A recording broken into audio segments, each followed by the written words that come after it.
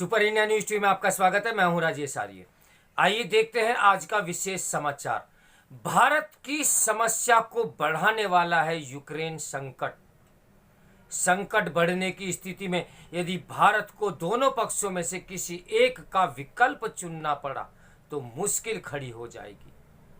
भारतीय समय के अनुसार सोमवार देर रात्रि रूस के राष्ट्रपति व्लादिमीर पुतिन ने यूक्रेन के दो प्रांतों डोनेस्क और लुहांस्क की स्वतंत्र क्षेत्र घोषित कर अपने इरादे जाहिर कर दिए। इसके साथ ही उन्होंने इन इलाकों में सैन्य कार्रवाई के प्रस्ताव पर मोहर लगाकर अपने सैनिकों को भी रवाना कर दिया।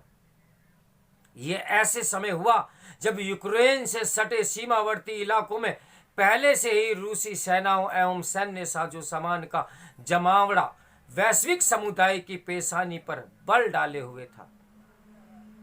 एक ऐसे वक्त जब दुनिया कोरोना से हुई क्षति की भरपाई करने में जुटी है, तब रूसी राष्ट्रपति का यह आक्रामक दांव वैश्विक अस्थिरता एवं अनिश्चितता को बढ़ाने का ही काम करेगा।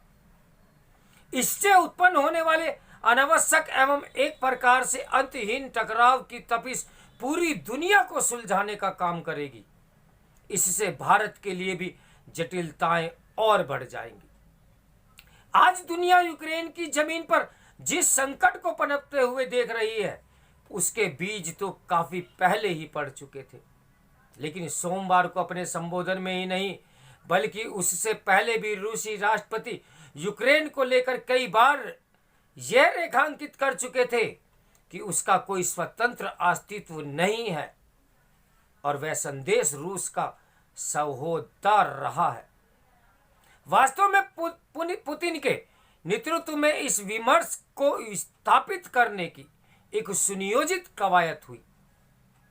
यह कोई छिपी हुई बात नहीं कि पुतिन का यूक्रेन के अलावा सीमावर्ती सोवियत देशों को लेकर एक खास आग्रह है और सोवियत संघ के विभाजन की टीस उनके भीतर आज भी दिखती है। यही कारण है कि उन्होंने सोवियत संघ की विघटन को इतिहास की सबसे बड़ी भू राजनीतिक त्रासदी करार दिया। उनका यह कहना स्वाभाविक भी है क्योंकि उसके बाद रूस की आर्थिक हैसियत लगातार घटती चली गई। उधर अमेरिका के नेतृत्व में पश्चिमी देश शीत युद्ध के उपरांत भी नाटो का दायरा नियंत्रण बढ़ाते रहे। इसने भी रूस को कुपित किया। ताजा गतिरोध के केंद्र में भी यूक्रेन और नाटो के बीच की कड़ी नाटो के विस्तार के प्रतिरोध और वैश्विक स्तर पर अपने खोए रुतबे को हासिल करने के लिए ही पुतिन ने पिछले कुछ समय से यूक्रेन पर अपना शिकंजा कसना शुरू कर दिया था। उन्हें उम्मीद थी कि पश्चिम देश इससे नरम पड़ेंगे और उनके साथ सौदेबाजी में वह रूस को सम्मानजनक स्थिति में दिखलाने में सफल हो जाएंगे।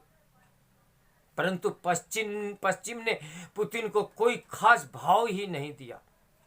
ऐसे में उनके पास आक्रामक रुख अख्तियार करने के अलावा कोई विकल्प ही नहीं शेष बचा था। सोमवार को उन्होंने बिल्कुल वही किया जिसका अंदेशा था। दोनों देशों यानी रूस और यूक्रेन के बीच यथास्थिति कायम रखने के लिए जो स्मिक समझौता किया गया था, उसे पुतिन ने निष्प्रभावी बताकर स्पष्ट कर दिया कि उनके लिए अब कदम पीछे खींचना संभव तो है ही नहीं। जितना पुतिन का यह दांव अपेक्षित था, उतना ही पश्चिमी देशों की प्रतिक्रिया भी। रूस की कार्रवाई पर तख्ल बयानबाजी के बाद अमेरिका, कनाडा, यूरोपीय देशों से लेकर जापान और ताइवान ने रूस के खिलाफ आर्थिक प्रतिबंधों की घोषणा की है। हालांकि आर्थिक प्रतिबंधों की अपनी एक सीमा है और वैश्विक आम सहमति के अभाव में ऐसे प्रतिबंधों का कुछ खास प्रभाव नहीं पड़ता। वैसे भी चीन इस समय रूस के सुर में सुर मिलाए हुए है। वहीं भारत जैसे कुछ देशों ने अभी तटस्थ रवैया अपनाया हुआ है। रूस पर जो प्रतिबंध लगाए जा रहे हैं, उन्हें पुतिन राष्ट्रीय स्तर पर अपने पक्ष में भुनाकर अपना कद और ऊंचा कर सकते हैं। इसमें उन्हें और आक्रामकता दिखाने की गुंजाइश मिल जाएगी। इस समय जो परिस्थितियां बन रही हैं, उनसे एक बात साफ है कि रूस के खिलाफ अपना मोर्चा मजबूत बनाने के लिए पश्चिम जहां यूक्रेन का सहारा ले रहा है, वहीं उसके प्रतिरोध में रूस यूक्रेन को ही निशाना बना रहा है। कुल मिलाकर महाशक्तियों के इस शक्ति प्रशिक्षण में यूक्रेन बीच में पिस रहा है। इसका असर इस पूरे क्षेत्र में देखने को मिलेगा। मान लीजिए कि रूस किसी प्रकार यूक्रेन पर अपना वर्चस्व स्थापित कर भी लेता है, तो इसमें क्षेत्र के अन्य देशों के भीतर भी ये आशंका घर कर जाएगी कि देर सवेर रूस उनके साथ भी ऐसा ही व्यवहार कर सकता है। वैसे भी ये किसी से छिपा नहीं रहा कि इस समूचे क्षेत्र में रूस अपनी निर्विवाद बादशाहत चाहता है। यह भी तय है कि इस क्षेत्र से बाहर भी वैश्विक समीकरण गड़बड़ाएंगे। जिस दौर में पूरी दुनिया को चीन को घेर कर उससे जवाब तलब करना चाहिए, तब दुनिया का ध्यान उसने हटाकर जंग के इस अखाड़े पर केंद्रित हो रहा है। चीन कोरोना के मामले में अपनी जवाबदेही से बचकर ताइवान पर अपनी नजर टेढ़ी कर सकता है। उसे दो बातों से बल मिलेगा। एक इससे कि यूक्रेन की अंतर्राष्ट्रीय मान्यता ताइवान से कहीं ज्यादा है। यदि उसके बाद भी रूस वहां काबिज हो जाता है तो ताइवान को लेकर चीन अपना दावा और मजबूत करने की कोशिश करेगा। दूसरे, रूस द्वारा अंतर्राष्ट्रीय कानूनों को दरकिनार करने से चीन का भी हौसला बढ़ेगा। ध्यान रहे कि चीन पहले से ही अंतर्राष्ट्रीय कानूनों को रद्दी की टोकरी में डालता आया है। यदि यूक्रेन को लेकर टकराव बढ़ता गया तो भारत के लिए समस्याएं और बढ़ जाएंगी। भारत के समक्ष इस समय चीन की चुनौती सबसे बड़ी चुनौती है। इस चुनौती का मुकाबला करने के लिए हमें पश्चिमी देशों और रूस दोनों की बड़ी आवश्यकता है।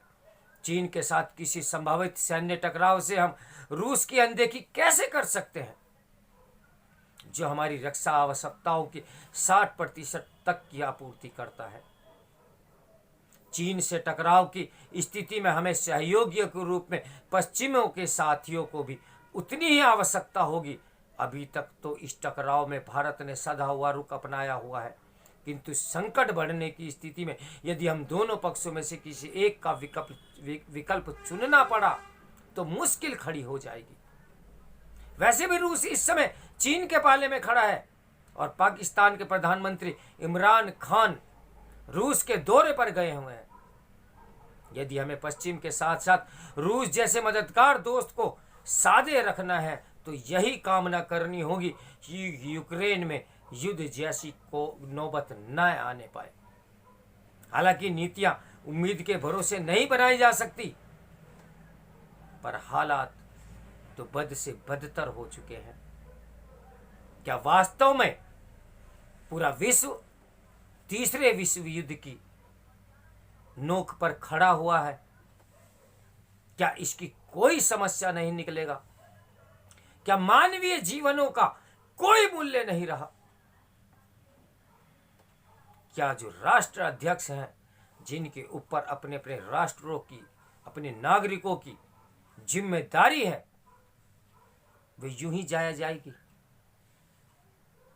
देखते हैं ऊंट किस करवट बैठता है।